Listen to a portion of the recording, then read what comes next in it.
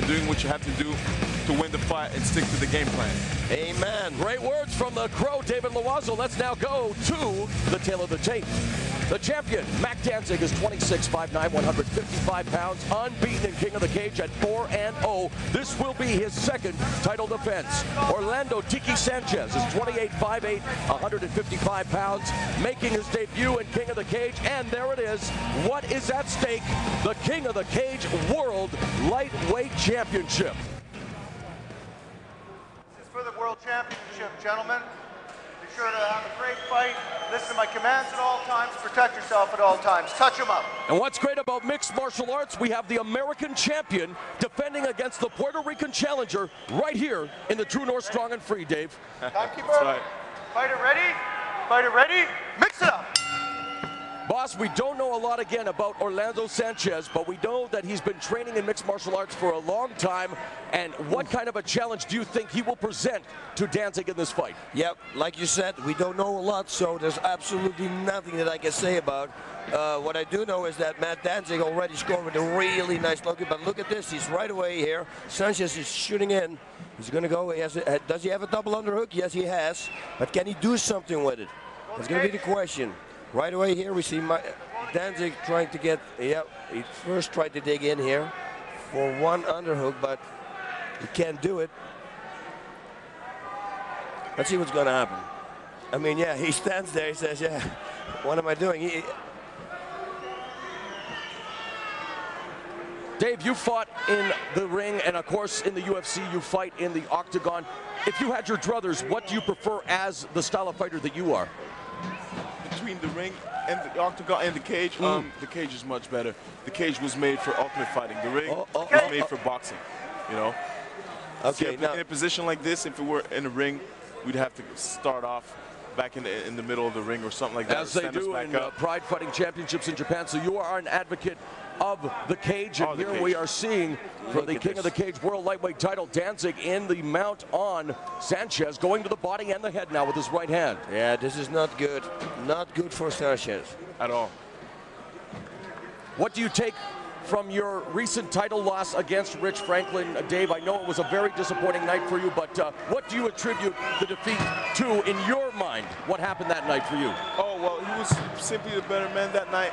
After the second round, from the starting second round, third round, fourth round, and fifth, I couldn't see much because I got cut over both my eyes, you know, and I had blood in my eyes, so I couldn't see much. But Rich is a great champion. He fought his heart out, and he broke his hand and kept on fighting, so I have no excuses.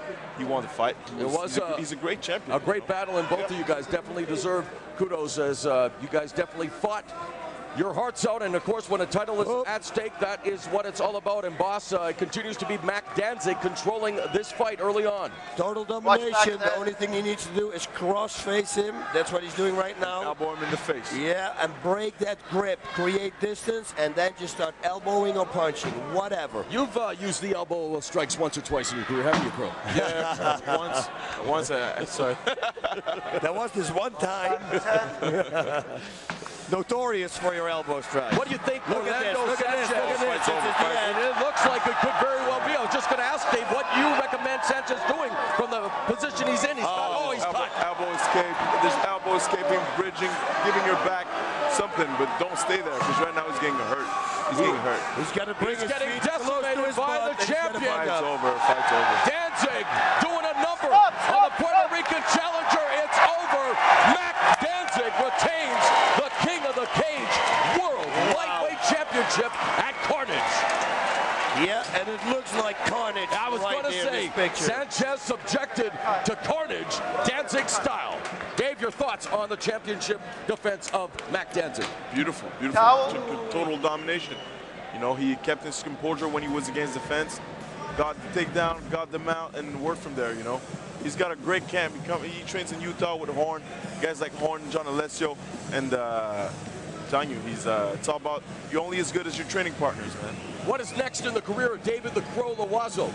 I just want to keep fighting, keep entertaining the fans, and try to get back in UFC as soon as possible, so I can get back up to the #1 contender status.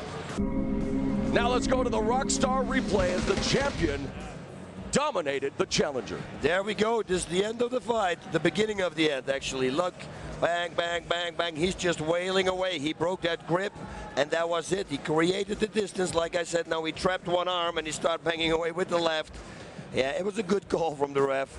All right, here to close the show is the chairman of the cage, Keith Crawford.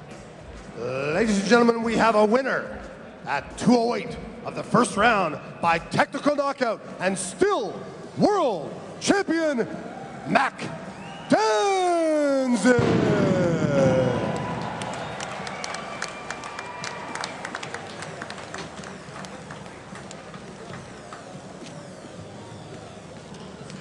And let's once again revisit the carnage. Rockstar Energy Drink replay, boss. Yep, that first elbow that cut him there.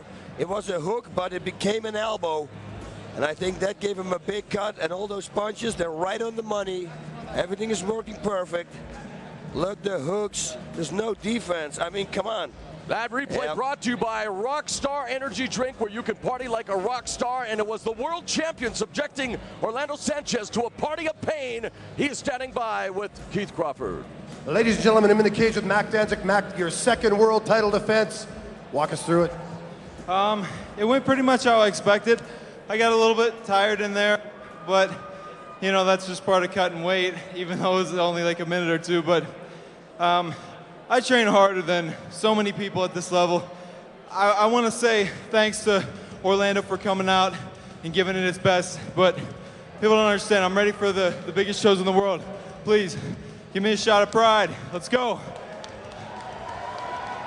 Mac, as with all our champions, we'd also like to present you with Jostens Canada's championship ring. We'll give that back to you. Also the title belt. John Alessio, give me a quick walkthrough on what you think of your champion. Man, this guy's the best, man. He keeps me motivated. He's a training machine. He's going to take over the 155. The whole world, man. He's the man. Ladies and gentlemen, KOTC champion, Mac Danzig. All right, it's time for the Carnage Rockstar Energy Drink Power Shot of the Night. Getting decimated by the champion. Fight's over. Danzig doing a number on the Puerto Rican challenger. It's over. Mac Danzig retains the King of the Cage World Lightweight Championship at Carnage. Well, boss, Mac Danzig proving to everyone why he is indeed the world lightweight champion and King of the Cage. A very impressive display against the challenger from Puerto Rico, Orlando Sanchez.